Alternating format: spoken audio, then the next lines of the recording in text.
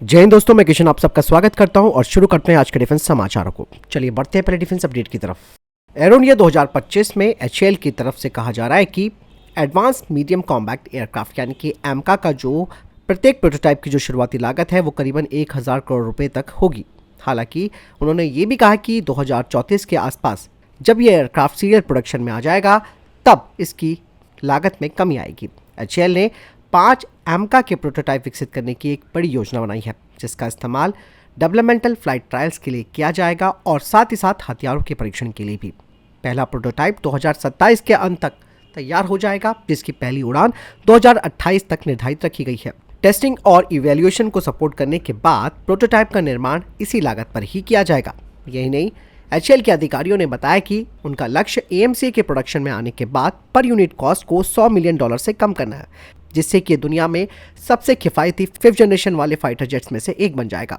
AMCA Bharat का पहला stealth fighter jet होगा, जिसमें कि एडवांस एवियोनिक्स, सेंसर फ्यूजन और एआई ड्रिवन कॉम्बैट क्षमताएं होंगी और इंडियन एयरफोर्स इस पूरे प्रोग्राम को समर्थन दे रही है और एएमसीए भारत के भविष्य में एरियल डोमिनेंस में एक महत्वपूर्ण भूमिका निभाएगा।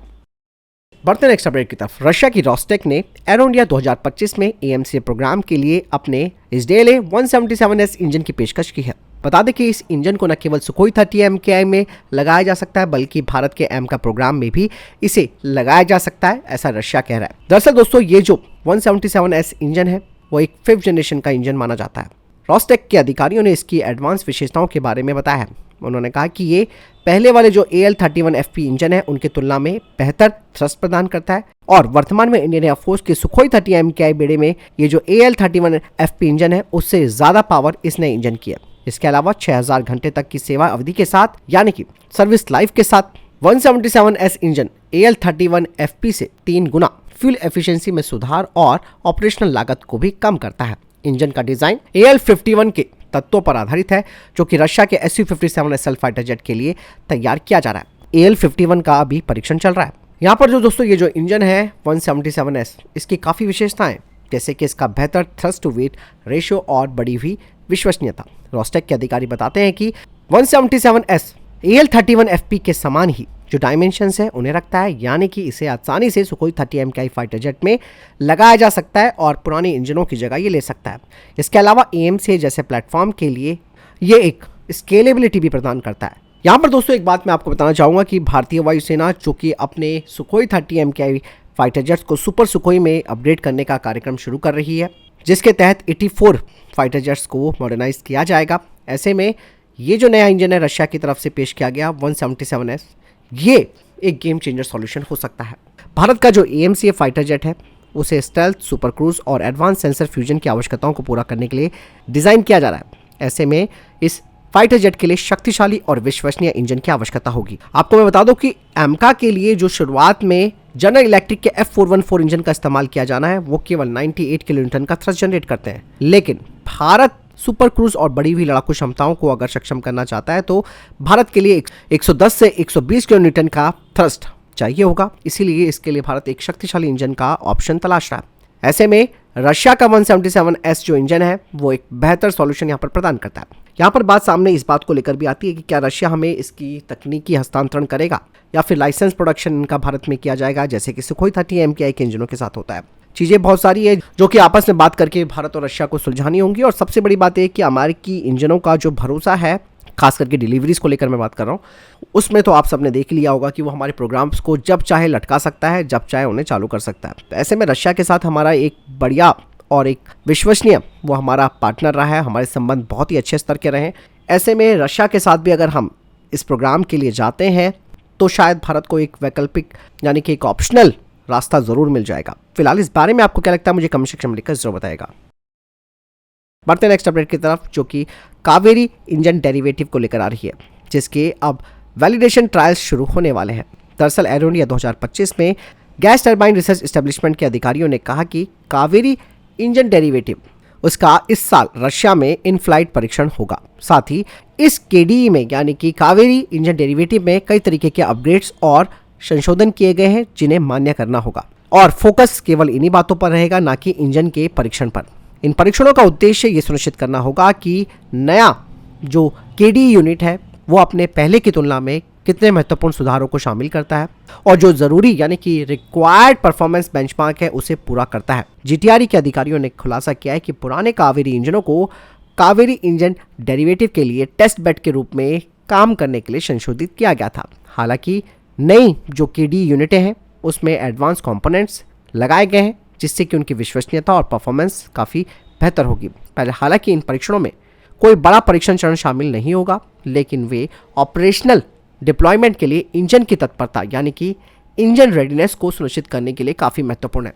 इसके अलावा जीटीआरई के अधिकारियों ने कहा कि कावेरी इंजन डेरिवेटिव को 13 टन के रैपिड पर्सनल सर्विलांस एयरक्राफ्ट यानी कि आरपीएसए अनमैन्ड कॉम्बैट एरियल व्हीकल यानी कि यूकैफ प्रोग्राम के लिए इस्तेमाल में लाया जाएगा, यानी कि उसमें से इंटीग्रेट किया जाएगा, जिसके लिए जीटीआरई पुराने Tejas light combat aircraft LSP airframe पर इंजनों को मान्य करने का काम करेगी, जिसका उद्देश्य कावेरी 2.0 इंजन के डेवलपमेंट को सपोर्ट करना है और उसके लिए अतिरिक्त डेटा इकट्ठा करना है, जिससे कि 90 किलो न्यूटन का जो काफ़ी अधिक थ्रस्ट देने के लिए इसे तैयार किया जा सके।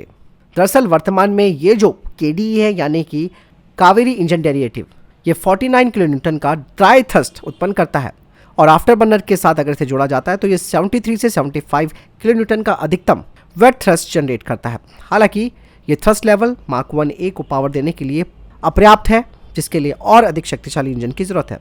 फिलहाल इस इंजन को आरपीएसए यूकैफ प्रोग्राम के लिए उपयुक्त माना जा रहा है। चलिए बढ़ते हैं नेक्स्ट अपडेट की तरफ।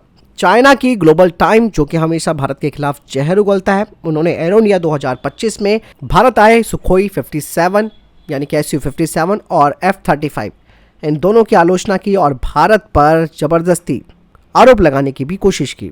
भारत ने दोनों घातक दुश्मनों को एक साथ बुलाया, मतलब साफ है कि भारत चाइना से पीछे रहने के लिए तैयार नहीं है। इसीलिए उसने अपने मजबूत अंतर्राष्ट्रीय प्रभाव को प्रदर्शित करने के लिए रशिया और अमेरिका को आमंत्रित किया, और जिसकी वजह से अमेरिका ने अपने F-35 लाइटनिंग 2 और रशिया ने Su-57 को भारत भेज दिया। और ग्लोबल टाइम्स दोस्तों यही नहीं रुका, उन्होंने इन दोनों फाइटर जेट्स की परफॉर्मेंस की तुलना भारत के एमका यानी कि एडवांस मीडियम कॉम्बैट एयरक्राफ्ट के मॉडल से शुरू कर दी। उन्होंने कहा कि भारत ने एक प्रोटोटाइप का यहाँ पर प्रदर्शन किया है, जबकि चाइना पहले से ही 2 पांचवीं पीढ़ी के फाइटर जेट्स J-20 और J-35 को ऑपरेट कर रहा है और उसने 6th जनरेशन के फाइटर जेट पर भी प्रगति की है। ऐसे में भारत हमसे काफी पीछे है।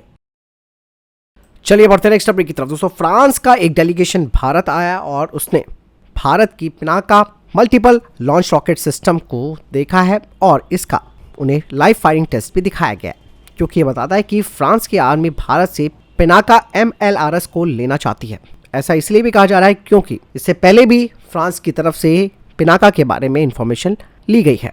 हाल ही में फ्रांस की आर्मी का ये जो डेलीगेशन आया था उन्हें पूरी तरीके से इस सिस्टम के बारे में जानकारी दी गई और उन्हें लाइव फायरिंग डेमोन्स्ट्रेशन भी दिखाया गया। मतलब यह है कि भारत के एडवांस आर्टिलरी सिस्टम्स में फ्रांस काफ़ी इंटरेस्ट दिखा रहा है। दरअसल फ्रांस भी अब अपनी आर्टिलरी सिस्टम्स को बदलना चाहता है जो कि पुराने हो रहे हैं, इसीलिए वो भारत के साथ इन्हें लेकर बातचीत कर रहा है। डीआरडीओ के द्वारा विकसित और सोलर इंडस्ट्रीज, L&T और टाटा एडवांस सिस्टम लिमिटेड और ऑर्डिनेंस फैक्ट्री बोर्ड जैसी कंपनियों के द्वारा निर्मित पिनाका जो कि एक multi barrel rocket launcher system है, जिसे कि रैपिड और कॉन्सेंट्रेटेड फायर पावर प्रदान करने के लिए डिजाइन किया गया है। यह सिस्टम एक हाई मोबिलिटी टाटा ट्रक पर लगाया गया है जो कि काउंटर बैटरी फायर से बचने के लिए शूट और स्कूट टैक्टिक्स को सक्षम बनाता है। पिनाका 44 सेकंड में 12 रॉकेट दाग सकता है जो कि 1000 बाई 800 मीटर के क्षेत्र को कवर करता है, यानी कि ये सैन्य जमावड़े और दुश्मनों के बुनियादी ढांचे और किलेबंदी को बेअसर कर सकता है। हालांकि फ्रांस का ये जो डेलीगेशन आया हुआ है उसे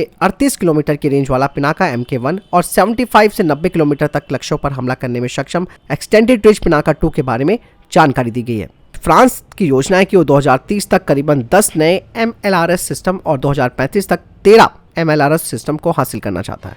ऐसे में भारत का ऑप्शन उसके लिए बहुत अच्छा है और प्रॉब्लम यहाँ पर सिर्फ ये है कि कहीं हमारे इन हथियारों को यूक्रेन का ना दे दे, क्योंकि यूरोपियन कंट्रीज़ का ये हमेशा से एक हिसाब किताब ऊपर नीचे रहा है कि भारतीय गोला बारूद भी हो तो वो कहीं ना कहीं से यूक्रेन पहुंच जाता है और उसका इस्तेमाल रशिया के खिलाफ होता है। इसके लिए भारत को एक रणनीति बनानी होगी कि भाई ठीक है, अगर आप हमारे पिनाका का इस्तेमाल करते हो तो ये आपके पास होना चाहिए, इसे आप किसी तीसरे देश को नहीं भेज सकते हो। तो चीज़ें यहाँ भी समझने वाली बात है। हालांकि भारत का डिफेंस एक्सपोर्ट बढ़ेगा, बट भारत किसी युद्ध में डायरेक्टली इन्वॉल्व नहीं होना चाहता है।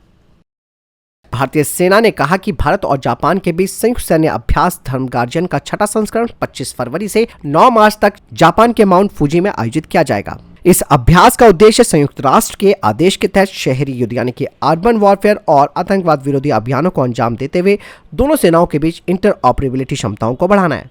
बढ़ते नेक्स्ट अपडेट की तरफ। दोस्तों, अमेरिका और भारत ने एक नए 10 वर्षीय रक्षा ढांचे पर साइन किए हैं जो कि 2025 और 2035 के बीच की अवधि के लिए है। इस समझौते से दोनों देशों के बीच डिफेंस जो सिस्टम्स हैं और सर्विसेज हैं उनका आसानी से हस्तांतरण हो पाएगा और खरीद प्रक्रिया में जो दक्षता है यानी कि एफिशिएंसी है उसे भी बढ़ावा मिलेगा। इस बारे में सेना प्रमुख जनरल उपेंद्र द्विवेदी ने इस 10 वर्षीय योजना की सराहना की। उन्होंने कहा कि ये काफी अच्छी खबर है। संयुक्त उत्पादन से हमारे देश में डिफेंस प्रोडक्शन को काफी फायदा होगा। बढ़ते नेक्स्ट अपडेट की तरफ। मिश्रा धातु निगम लिमिटेड ने एरोस्पेस एप्लीकेशन के लिए हाई स्ट्रेंथ और हाई टफनेस स्पेशल स्टील के डेवलपमेंट के लिए एरोनॉटिकल डेवलपमेंट एजेंसी के साथ एक एमओयू साइन किया है। चलिए बढ़ते हैं नेक्स्ट अपडेट की तरफ। दोस्तों, एमका का एक बार फिर से क्रिटिकल डिजाइन रिव्यू होगा। दरअसल इससे पहले इनहांस स्ट्रेस और लोडिंग टेस्ट इसके किए गए थे, जिसके बाद ये कहा गया कि एएमसीए के डिजाइन में कुछ एडिशनल ट्विक्स करने की जरूरत है और इसकी मेटल कटिंग जो एक्टिविटीज है वो 2025 के अंत में आयोजित की जाएगी। तेजस मार्क 2 प्रोग्राम के लिए मिसाइल अप्रोच वार्निंग सिस्टम को डिलीवर किया गया है, जिसके अभी ट्रायल्स चल रहे हैं और दिसंबर तक ही रेडी हो जाएगा। बता दें कि ये तेजस मार्क 2 को 360 डिग्री का कवरेज प्रदान करेंगे। ब्राजीलियन फर्म एम्ब्रेट की तरफ से कहा जा रहा है कि वो भारत में एक नई सब्सिडरी खोलने वाली है 2025 के सेकेंड क्वार्टर में। Polish defence firm WB group और LNT ने एक एमओयू साइन किया है, जिसके तहत वे नेक्स्ट जनरेशन ऑटोनॉमस सॉल्यूशंस को तैयार करेंगे भारतीय सेना के लिए। DRDO ने इलेक्ट्रोमैग्नेटिक रेलगन पर काम करना शुरू कर दिया है, जिसके फील्ड ट्रायल अब शुरू हो चुके हैं। ज़्यूस न्यूमेरिक्स ने अपने next generation drone launch precision guided munition को एरो इंडिया 2025 में प्रदर्शित किया। टाटा एडवांस सिस्टम ने करीबन 100 रिमोट कंट्रोल वेपन सिस्टम्स को भारतीय सेना को डिलीवर किया है T-72 टैंकों के लिए। DRDO अब जल्द ही 75 किलोमीटर रेंज वाली नेवल वेरिएंट ऑफ पिनाका यानी कि पिनाका के नेवल वेरिएंट रॉकेट का परीक्षण करेगा, जिसे कि अंडर वाटर ऑपरेशन और सबमरीन काउंटर मेजर्स के लिए इस्तेमाल किया जाएगा। डेटा पैटर्न्स ने 10 इलेक्ट्रॉनिक वॉरफेयर किट्स तैयार की हैं सुखोई 30 MKI फाइटर जेट के लिए, जिनका नाम तालोन शील्ड है। फिलहाल अभी तक के टॉप डिफेंस अपडेट। वीडियो के सामने कोई प्रश्न जवाब है, आपको कोई सवाल है कमेंट सेक्शन में लिखकर जरूर पूछ सकते हैं। वीडियो को लाइक और शेयर जरूर कीजिएगा। मिलता हूं नए वीडियो के साथ। जय हिंद, वंदे मातरम।